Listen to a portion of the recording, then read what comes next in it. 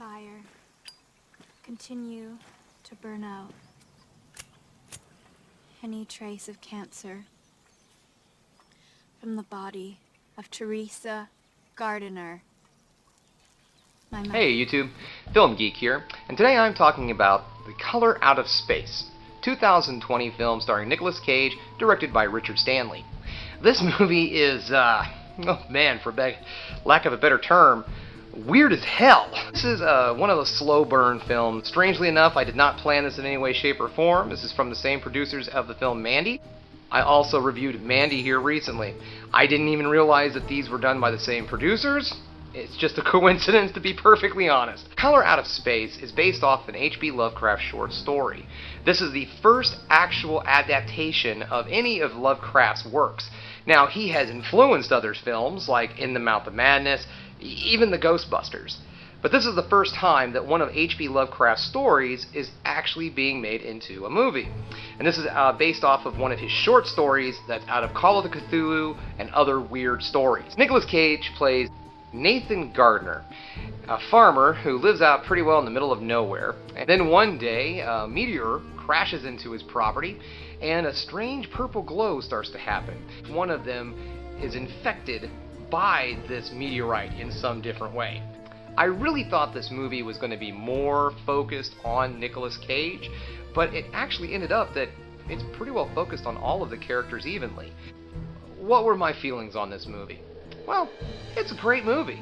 Like I said, this is one of those films that I don't want to give into much detail with, because when you get too much detail for this kind of a movie, it really ruins it. There is some imagery just freaking unnerving in this movie. But again, it's handled in such a way that it makes sense. It's not gore for the sake of gore and shock value. It means something to the story. It's not just there to make you surprised. It actually pushes the story along as it goes. See, this is something you don't find in a lot of modern horror films, and that is development. Yes, the movie is a slow burn, but it's not a slow burn in the way that you think. It's not a slow burn to where, like with Mandy, what I complained about with that one was it just seemed like it went on forever and then it finally happened. This movie is a slow burn, but it keeps you really intrigued because you just don't know what's going on. You just can't take your eyes off of it. And as I was saying too, there are moments of very gruesome gore, but again, it helps the story, it drives the story, it's not just there for shock value.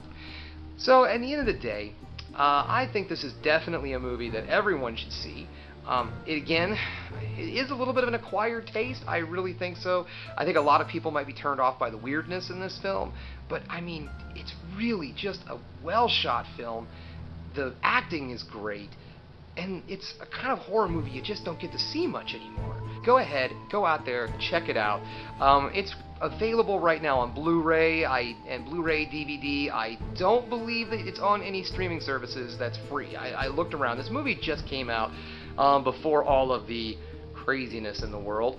This is one that I'm going to recommend to friends. This is one that I'm probably going to sit down and watch a few more times because it just creeps me the hell out. So hey guys, thanks again for watching The Film Geek. Don't forget to like and subscribe. Keep watching movies, folks, because you know I'm gonna.